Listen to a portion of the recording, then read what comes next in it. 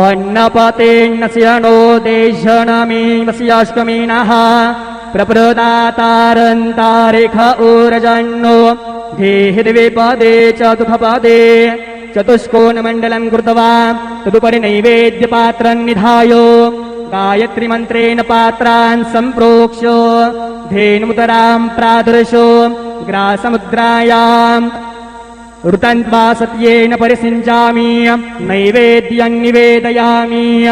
ॐ प्राणाय स्वाहा ॐ अपानाय स्वाहा ॐ व्यानाय स्वाहा ॐ उदानाय स्वाहा ॐ समानाय स्वाहा ॐ ब्रह्मणे नमः। नैवेद्यमध्ये पानीं समर्पयामि पुनर्नैवेद्यं निवेदयामि।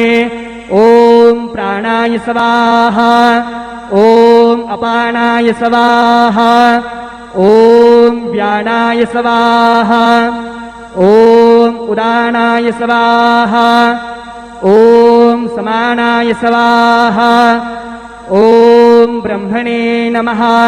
नैवेद्यं समर्पयामि हस्तप्रक्षालनं समर्पयामि मुखप्रक्षालनं समर्पयामि।